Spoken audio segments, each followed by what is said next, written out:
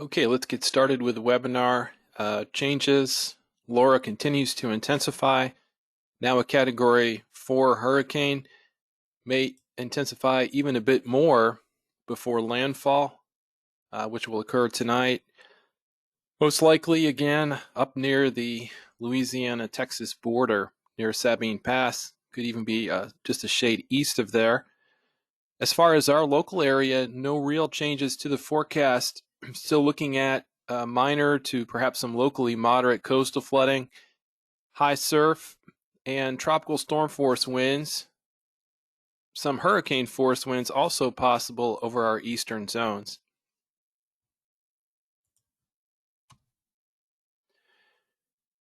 There's a satellite view of Hurricane Laura. You can see the well-defined eye and the spiral bands. Category 4 major hurricane, and may intensify even higher within that Category 4 range. Still looking for landfall, as I said, near the Sabine Pass, or perhaps just on the eastern side of that. An extremely dangerous, deadly storm this is in terms of the storm surge flooding. Hurricane Center using the term unsurvivable in their key messages for portions of the Louisiana coast. Very dangerous, damaging winds as well. This is a very, very strong, dangerous, deadly storm potentially for areas near and to the right of landfall. Southeast Texas will be on the western fringe of this storm. As I said, we'll be looking at mainly tropical storm force winds, but possibly some hurricane force winds over eastern sections, and minor to locally moderate coastal flooding, high surf as well. Here's the radar view. You can monitor the hurricane on radar. It is being picked up by both Lake Charles and the Houston Galveston radars, so that would be a good way to monitor this tonight as we're watching the eye come ashore. You can see the eye very clearly on the radar, also the banding around it. There is a band out ahead of the hurricane that we've been getting some showers and storms out of even today. Also note the red polygon, that's a tornado watch, extends from far east Texas on across Louisiana, not in our forecast area at this point. And this image was taken earlier. At that time, there were a couple of tornado warnings that had already been issued. So as you know, tornadoes, when they occur, are often in the bands on the right-hand side of the track following the motion. Here's a look at the cone. This is a little bit different representation of the cone than we have been showing. The circles represent the current wind field. So the outer ring is the area of tropical storm force winds. The middle is 58 mile per hour winds, and then the hurricane force winds are in the orange. So you get an idea of the size of the wind field there. It's not a line, of course, it's an area. And that whole wind field is going to work its way into that Sabine Pass area. So you can see kind of visually how the wind field will extend out perhaps into our area, especially in the eastern zones. You can see that intensity forecast now 150 gusting to 185 miles per hour. Just really horrible winds not far away, just east of our area. For those folks up Beaumont, Port Arthur on east into southwest Louisiana. So very, very, very dangerous situation. The watches and warnings really haven't changed, so I'm going to go through them fairly quickly. You can see the hurricane warnings remain in effect for Galveston, Liberty, Polk County, points east, where the higher chances are. The farther east you go, the higher the chances they are.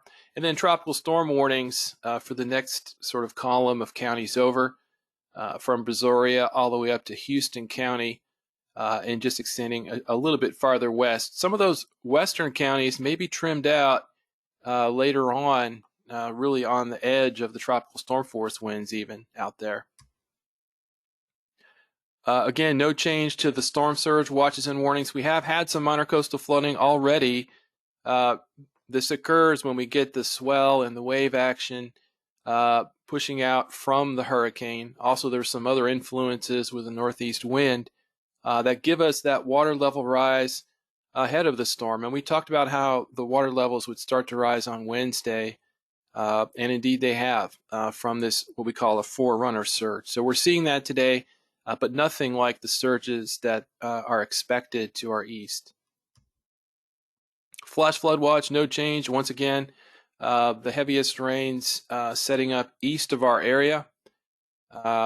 We could certainly get some locally heavy downpours with some thunderstorms, but not looking at the highest rains that they're going to get near and east of the path. The relative threats here, wind and surge, sort of a moderate threat. Rainfall and river flooding, a slight threat. I did raise tornadoes just a touch, and I'll show you that in a moment.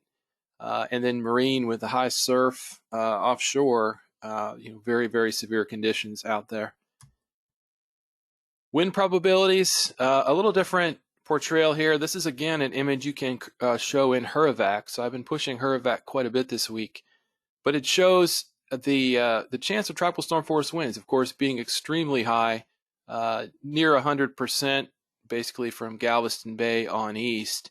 And then you can see how it drops off pretty dramatically as you go west. So even Sugar Land, there it's about 20 to 30% chance of tropical storm force winds. And then you get out to Bryan. I had some questions out there today about what's going to be like out there. Just a 5 to 10% chance of tropical storm force winds. So you can see how the tropical storm warnings line up with that, and how the farther west you go, the less of a wind threat there is. And this is the 58 mile per hour probabilities. Once again, very sharp gradient from east to west. About a 30 to 40% chance on Galveston Bay, and higher as you go east. Pretty much 100% for far east Texas over into Louisiana. Hurricane force winds, not surprisingly, you see almost the same pattern. Once again, far east Texas, southwest Louisiana, really in the bullseye here. And as you get away from the track, away from the storm, those probabilities fall off quite a bit. So note the chance of hurricane force winds for Galveston Bay, only about 10 to 20% based on these probabilities. So even though there's a hurricane warning out now, the chance of that this far west is not that high as far as a point probability.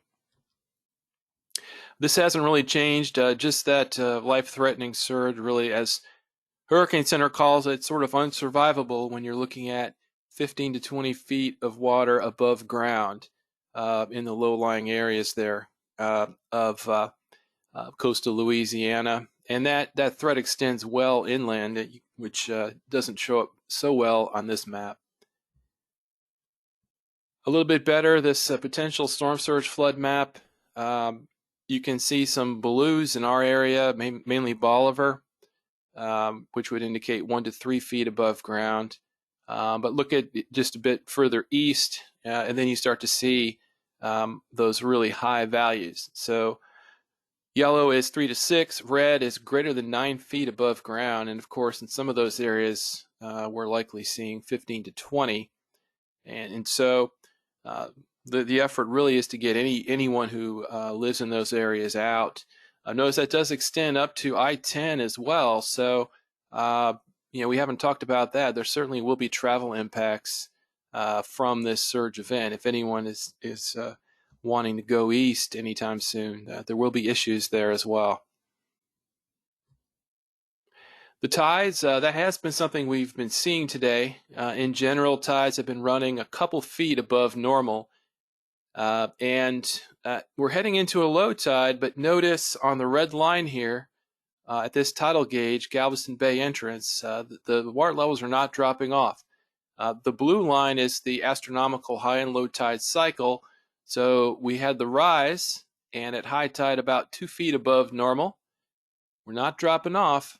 And the next high tide is when we are expecting about 2 feet higher than the previous. So that's what we said earlier today. It's pretty much tonight's high tide that is going to give us our worst flood conditions, just basically a couple feet above what we're seeing right now. And you can see that here in this surge model, jumping from 2 to close to 4 relative to mean higher high water. A lot of emergency managers are used to relative to mean lower low water, and that would mean 5 to 6 feet on the Gulf facing beaches above mean lower low water. Just for comparison, Hannah, that was more like 4 feet. So we're looking at a foot to 2 feet above what we saw with Hannah, and certainly some minor, maybe even some locally moderate coastal flooding with that next high tide. Notice after the next high tide tonight, just a really dramatic drop off to a more normal low tide. What's going on there? The winds are shifting more to offshore on the backside of the hurricane, and we're getting water blowing out now away from shore. This point is more representative of the communities along the bay, but a similar story. You've got currently water levels about 2 feet above average, or above normal for what they should be. So there's about a surge of 2 feet right now. And this is Eagle Point, by the way, near San Leon. The forecast is for it to jump at the next high tide from this 2-foot level, more like 3, or even perhaps 3.5. So I would say about another 1.5 feet higher than what they are now. So that next high tide is again the tide to focus on for those communities around the bay. Finally, what about the bay side of the Barrier Islands, Bolivar, Galveston Island, the north-facing beaches? What's going to happen there is some of that elevated water level in the bay is going to push back south on the backside of the hurricane when we have northerly winds. And so you'll probably see some bayside flooding as the storm is pulling out, especially around high tide tomorrow morning. So that's what we're looking at here. This happens to be a rollover pass gauge. Rainfall, won't belabor this too much because we've shown this quite a bit. We're looking at amounts of 6 to 10 inches, not too far to our east, more like 10 to 15 at the border. But as we get to I-45, we're looking at more like 1 to 2 west, 2 to 4 sort of along I-45, well east of maybe in our eastern counties, maybe more like 4 to 6 inches of rain. And so if there is a flash flood risk, it would be maybe in the far eastern areas. But again, we're not thinking that's going to be the main issue here at all. This is a change. This is basically the severe weather or tornado-like probability. And this has shifted a little closer to us. We are seeing that banding as I showed on radar.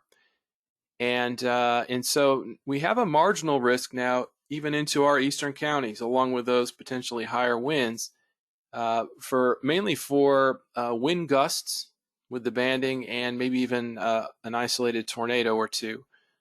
So that is a change from the previous forecasts. Still greater threat further east, but there is a possibility in our eastern counties. So these takeaway points really haven't changed either.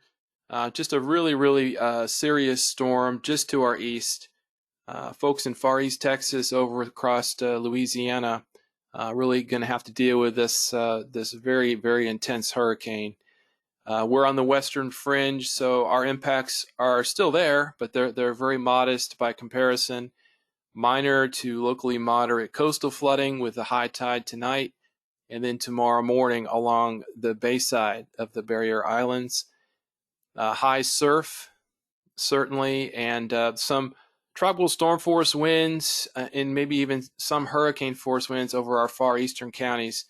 That depends on not only the track, but also the size of the wind field, and we talked a little bit about that earlier. So we're sort of just getting brushed by this very intense hurricane, but it will be certainly stormy tonight in terms of the winds and the high surf and elevated tides. By tomorrow, it's pulling away. I meant to show the weather forecast for tomorrow, we talked a little bit about that this morning, and before we wrap, I'll make sure I call that up for everybody.